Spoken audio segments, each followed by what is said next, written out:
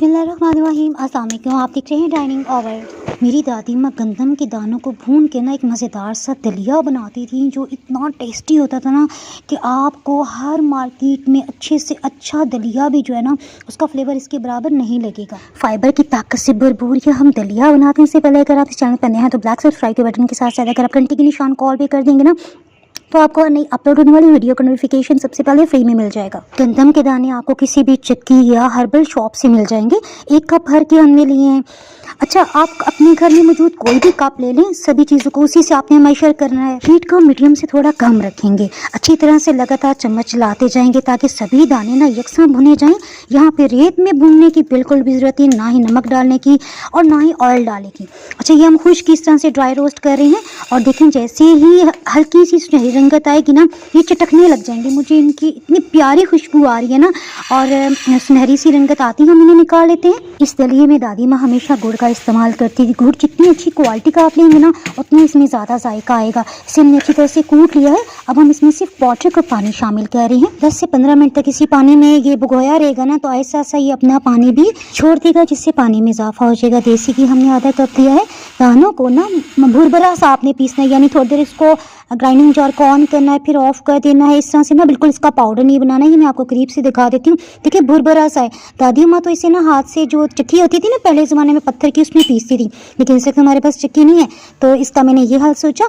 सभी दानों के भुरभुरे आटे को डाल के अब यहाँ पे मीडियम लो से थोड़ी कम हमने हीट रखनी है। इसे अच्छी तरह से लगातार चम्मच चलाते भून लेते हैं और जैसे ही हल्की सुनहरी रंगत आई हमने इसमें 2 किलो दूध डाल दिया। दूध में अच्छा सा उबाल आते ही ना हम हीट को लो कर देंगे ताकि दाने जो भुरभुरे से ना खूब अच्छी तरह से पक जाएं।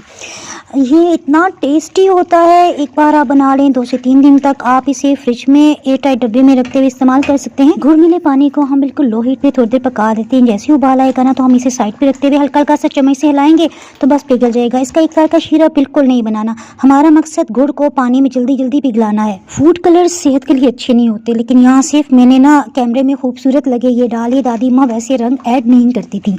आपको अच्छा लगे तो डाल लें, अदरवाइज ना डालें। इससे ना थोड़ी सी खूबसूरत रंगत हो जाएगी। वैसे गुड़ जितना आप तेज़ रंगत करेंगे तो वैसे ही हल्की सी ना इसकी डार्क कलर आ जाएगा। अच्छा, यहाँ गुड़ वाला सारा पानी भी हम डाल देते हैं। नीचे जो थोड़ा सा होता है ना उस मिक्सचर को नहीं डालना, क्योंकि किसी किस्म की भी रेत या मिट्टी की ज़रूरत हो तो नीचे की सतह पर रह जाएंगे। इसे खुशबूदार बनाने के लिए सब्ज़ इलायची को हमने छिलके इसमें पीस दिया। ये आधी चाय की चम्मच है और काली मिर्च 1/4 टीस्पून है। ये इसलिए कि सर्दियों में ना रेशा वगैरह नहीं होता तो दादी माँ इसका इस्तेमाल बढ़ा देती थी। यहाँ पे ड्राई फ्रूट्स जो भी आपके पास है ना वो चॉप करके इसमें शामिल कर दें। गुड़ का पानी और ड्राई फ्रूट्स आपने ना जब ये तैयार होने वाला हो इस तरह गाढ़ा तो तब आपने शामिल करना है।